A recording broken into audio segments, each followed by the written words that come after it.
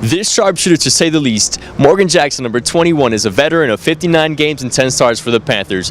In her 2 years here, she's become a leader and she looks to rub that off in the upcoming season. An outstanding student athlete is setting the expectation high. Energized and geared up for a winning year, forward number 21 Morgan Jackson is expecting big things for this upcoming season. We expect to win a lot more games. We've been showing a lot more energy, so we're ready for it. After finishing in 6th place in the Sun Belt Conference last year, she tells us that the team is focused and working on playing better together. We're playing together, we're playing harder. It looks a lot better in practice. We're having a lot of fun playing together, is how she explained it.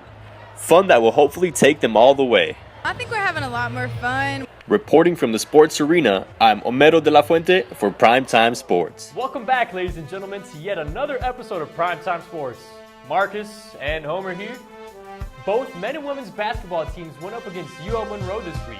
We will tell you the ending scores and show you some of the highlights. The Georgia State softball, man, are they turning heads. They've already won 10 straight games so far, which ties for the second longest streak in program history. The 13-2 Panthers will look to tie and break the record at home in this team's first Sun Belt series against Troy. Georgia State and Troy will play in a doubleheader on Saturday and a single game on Sunday as they look to keep the streak alive. LaPorte Chevelles earned top honors from the Sun Belt Conference for indoor track and field. The 6'9" sophomore is a former state champion shot putter. She and her teammates together have broken multiple school records this winter. Wells has the second longest shot in the Sun Belt this winter and the 29th best throw in the NCAA. That's going to conclude another episode of Primetime Sportz. For the latest in GSU sports news, you know where to follow us on Twitter. I'll remind you again at Prime Sports. And subscribe to our YouTube channel at Primetime Sportz with a Z. Until next week, Panthers. Next week? What do you mean? Spring break, man. Oh, spring break coming up. I've been hibernated for 3 weeks in the gym. Yeah. Trying to get to 290 by spring break. Got the guns going. All right, stop showing off. Aw. Until next time, Panthers. Homer here and Marcus. Maybe. Signing out from Primetime. Unless spring break gets too hectic. Here with Coach Ron Hunter, of course, for RJ declaring his NBA draft for the NBA draft. How do you feel about him declaring for the NBA draft? Well, I'm excited. I'm excited because I am his father, but I'm also excited because I'm his coach. When we get players like RJ that can leave early to get into the NBA, that means we're doing something right in the program. I'm going back to a month ago and now.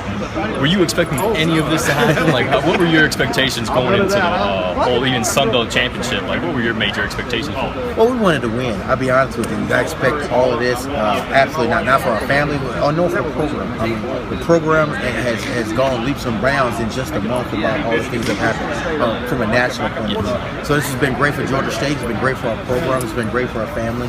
And there's been so many blessings that, I can't wait to a time where I kind of sit back and say, wow, look at all what happened. But in the midst of it right now, we're just in the midst of some great things happening. As far as for the program, all this media attention, have you, as far as recruiting process, do you think that's going to, really spike up, the interest from all, top-rated players, high school players? Well, what you'll see, there's definitely interest. There's no question. We've seen that already. Now, whether the kid wants to sign or not is a different story. But we're getting calls now that we've never gotten before, and so the doors will be open. I just don't know necessarily if that'll result into getting a different type of players. We have a system that we run, so we're always going to recruit the players for our system. It's good for us. But what it does mean is that for basketball, we're going to be good for a very long time. As far as the recruiting process in the coach's sense, any interest from other schools? I know I've been hearing that other schools are might be interested in your services. What do you have to say to that? Do you like where you're at here at Georgia State? I'm going to give you guys a scoop. I know this out there. I will be coaching at Georgia State next year. That's a promise. So quit all the speculation. I will be the coach here. I haven't said that to anybody else, but I'm saying that to you guys. Coach Hunter will be coaching here next year. Well, you heard it here first. For Primetime Sportz, I'm Homero de la Fuente. We're going to start off with Ryan Harrow. He has reached 1,000 points in a GSU uniform in his 54th game, and he's also reached another milestone in just 2 seasons. Wow, that's pretty amazing. And not to mention, we've got some additional Panthers to welcome onto the football field. Let's get to it. In men's basketball, Ryan Harrow, the man with the $1 million plan, averaged 24 points, 3.5 assists, and 2 steals in the Panthers' wins against UT Arlington and Arkansas State. The senior shot 56.7% from the floor and 91.7% from the free throw line. He became just the 19th 1,000-point scorer in Georgia State history. Let's take it over to the sports arena where Rashad Milligan is ready to spill even more good things about this star player. This week, the GSU baseball team will be playing their first game of the season against Fordham. Head coach Greg Frady is excited to be working with his team this year and says the guys are doing some really good things.